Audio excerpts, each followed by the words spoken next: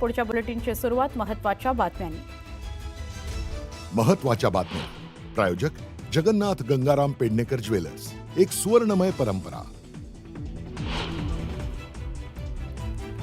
केंद्रीय गृहमंत्री अमित शहा शिर्डी दौऱ्यावर. आज घेणार साईबाबांचं दर्शन, तर अहिल्यानगरमध्ये विविध विकास कामांचं उद्घाटन करणार. अमित शहा आणि मुख्यमंत्र्यांची बंद दाराआड चर्चा. शिर्डीतील हॉटेल सन अँड सँडमध्ये दोघांमध्ये पाऊण तास चर्चा. राज्यातील अतिवृष्टी आणि पुरासंदर्भात घेतली माहिती. एकनाथ शिंदे, अजित पवार बैठकीला उपस्थित. बाळासाहेब ठाकरेंच्या पार्थिवासंदर्भात रामदास कदमांनी केलेले आरोप खोटे. रामदास कदमांनी माफी मागावी, नाहीतर कोर्टात खेचणार. अनिल परबांचा इशारा.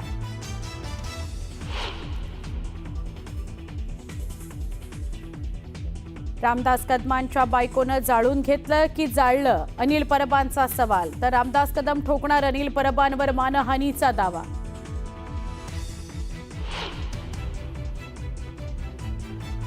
ओबीसी संघटनांसोबत सरकारची चर्चा. 2 सप्टेंबरचा GR रद्द करण्याची मागणी. 10 ऑक्टोबरच्या मोर्चावर ओबीसी नेते ठाम.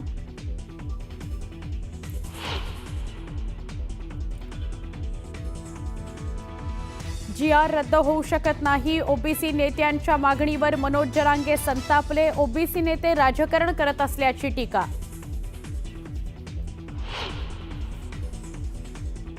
महिला विश्वकप सामन्यात आज पुन्हा भारत पाकिस्तान क्रिकेट टीम आमने सामने. श्रीलंकाच्या कोलंबोमध्ये खेळला जाणार महामुकाबला.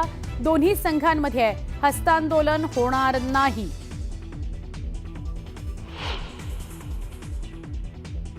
युक्रेनमध्ये ट्रेनवर रशियाकडून मोठा ड्रोन हल्ला. रशियन सैन्यानं ड्रोनच्या माध्यमातून प्रवासी रेल्वेवर साधला निशाणा. हल्ल्यात 30 जणांचा मृत्यू. युक्रेनच्या राष्ट्रपतींनी हल्ल्याला दहशतवादी हल्ला म्हणून संबोधले.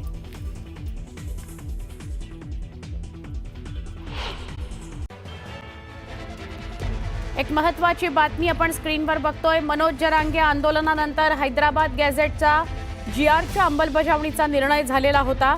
मात्र याला ओबीसी संघटनांनी विरोध केलेला आहे. म्हणजे हैदराबाद गॅझेट लागू करू नका असं ओबीसी संघटनांचं म्हणणं आहे. या पार्श्वभूमीवर राज्य सरकारनं ओबीसी नेत्यांची काल बैठक बोलावलेली होती.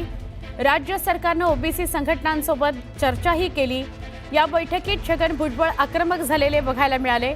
विधी आणि न्याय विभागाची परवानगी न घेता हैदराबाद गॅझेट संदर्भात तुम्ही शासन निर्णय कसा काय काढला? ओबीसी समाजाकरता असलेल्या महाज्योतीकरता सरकार निधी लवकर का उपलब्ध करून देत नाहीये? असे वेगवेगळे सवाल भुजबळांनी या बैठकीमध्ये उपस्थित केले. मराठा आरक्षणासंदर्भात काढलेला GR रद्द करण्यात यावा अशी आग्रही मागणी या बैठकीत ओबीसी नेत्यांनी लावून धरली. ही मागणी सरकारनं फेटाळल्यानं बैठक फिसकटली. बैठकीनंतर 10 तारखेच्या मोर्चावर शिक्कामोर्तब करण्यात आलं. मी पण मागणी केली आणि पंकजाताईंनी सुद्धा मागणी केली की 2014 पासून मराठ्यांना किती ओबीसी प्रमाणपत्र दिलेत, कुणबी प्रमाणपत्र दिलेत, त्याची श्वेतपत्रिका काढा, ही सुद्धा मागणी केली. इतर मागण्या भरपूर होत्या, पण आम्ही त्या मागण्यावर जोर नव्हता. कारण आमच्या हक्काचं संरक्षण पहिले करणं हे आमचं काम होतं. 10 तारखेचा मोर्चा जो ओबीसी संघटनांनी कॉल केला आहे तो मोर्चा मात्र परत घ्यावा. राज्याची पूर परिस्थितीचा विचार करून हा मोर्चा परत घ्यावा अशी विनंती माननीय मुख्यमंत्री महोदयांनी विजय वडेट्टीवार आणि सर्व शिष्टमंडळाला केली आहे. माझी विनंती आहे की तो 2 सप्टेंबरचा GR रद्द करा आणि 10 सप्टेंबरपर्यंत आम्हाला 10 ऑक्टोबरपर्यंत आमचा मोर्चा 10 ऑक्टोबरला होणार आहे. आणि 10 ऑक्टोबरला तो निर्णय घेऊन तुमचा प्रतिनिधी घेऊन मोर्चात पाठवा, श्वेतपत्रिका काढून, आणि तो 2 सप्टेंबरचा GR रद्द करून मोर्चात पाठवा. मोर्चामध्ये आम्ही त्यांचं स्वागत करू, येणाऱ्या प्रतिनिधींचा, आणि सरकारने घेतलेला निर्णय त्याचंही स्वागत करू. ज्या जातीचा नेता मराठ्यांच्या पोरांच्या जातीच्या आणि आरक्षणाच्या विरोधात जाईल तो अडथळा मराठ्यांनी दूर करत जायचा कधीच विसरायचं नाही, सोडून द्यायचं नाही. कडवट आणि कट्टर मराठ्यांनी बनायचं हे ध्यानात ठेवा. जे मराठ्यांचे नेते मराठा आरक्षणाच्या विरोधात जाते त्याला संपवायचं. पुन्हा एकदा वेगवान स्वरूपातल्या घडामोडी. सोलापूर जिल्ह्यातील कोबी उत्पादक शेतकरी उद्ध्वस्त झालाय. पुरोली तालुक्यामध्ये अर्धा एकर कोबीचं नुकसान झालंय. शेतकऱ्याला पंचनाम्यापासून वंचित ठेवल्याने शेतकरी हवालदिल झाला. अतिवृष्टीमुळे भातशेती उद्ध्वस्त झाली आहे. हातातोंडाशी आलेलं पीक पावसामुळे मातीमोल झालं. पण काही ठिकाणी शेतकऱ्यांना मदत मिळतेय, काही ठिकाणी मिळतही नाही. ही मदत तुटपुंजी असल्याचं म्हणत पेरणीचा खर्च तरी काढणार कसा, असा सवाल शेतकऱ्यांनी केलाय. मराठवाड्याला पावसानं झोडपलंय. अनेकांची घरं आणि शेती उद्ध्वस्त झाली आहे. पूरग्रस्तांकरता साताऱ्यातील कराड तालुक्याच्या प्रत्येक गावातून आणि शहरातून जीवनावश्यक साहित्य जमा करण्यात आलंय.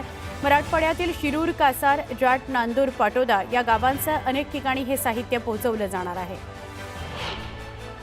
अकोल्यातही अतिवृष्टीमुळे फळबागांना फटका बसलाय. संत्र्याची झालेली गळती आणि पीक विमा न मिळाल्यानं संतापलेल्या शेतकऱ्यानं जेसीबीच्या माध्यमातून संत्र्यांची झाडं उद्ध्वस्त केली.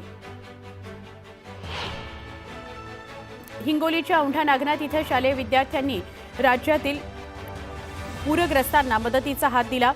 नागेश्वर विद्यालयाच्या विद्यार्थ्यांनी शहरातून मदत फेरी काढली. या मदत फेरीच्या माध्यमातून मुख्यमंत्री सहायता निधीकरता 13,000ची मदत जमा करण्यात आली.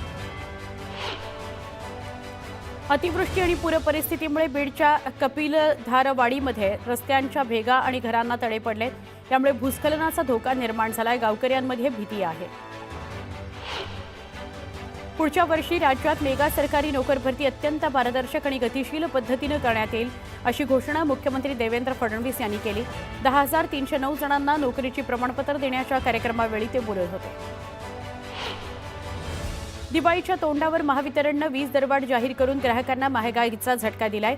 ऑक्टोबरच्या बिलामध्ये प्रति युनिट 35 ते 95 पैशांपर्यंत वाढ करण्यात आलेली आहे.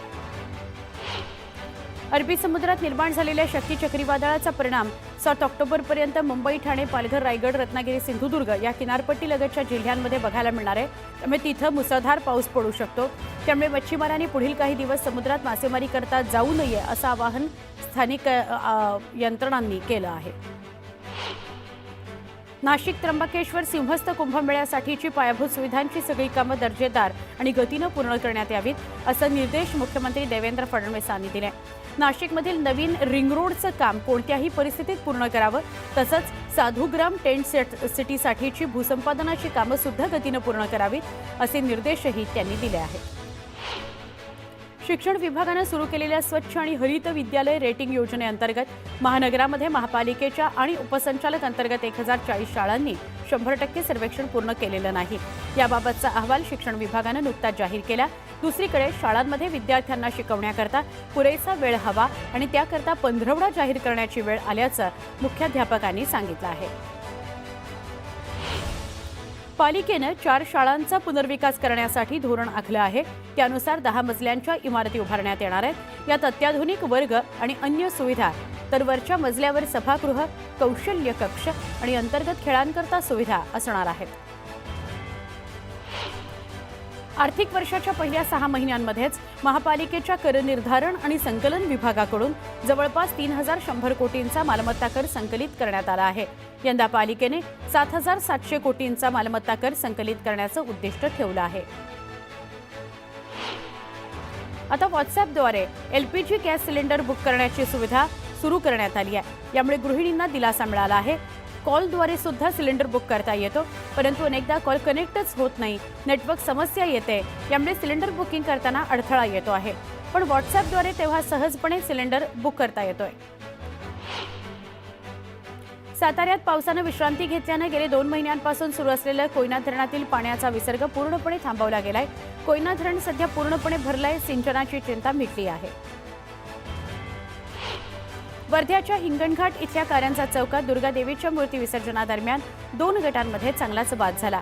हा वाद सोडवायला गेलेल्या पोलिसावर हल्ला चढवत या वादात एक पोलीस कर्मचारी जखमी झाला. मूर्ती विसर्जन निवडणुकीमध्ये हा प्रकार घडला. ज्येष्ठ अभिनेते पद्मश्री अशोक सराफ यांना संगीत सूर्य केशवराव भोसले स्मृती पुरस्कार प्रदान करण्यात आला. कोल्हापुरामध्ये अखिल भारतीय मराठी नाट्य परिषदेच्या वतीनं हा पुरस्कार देण्यात आला.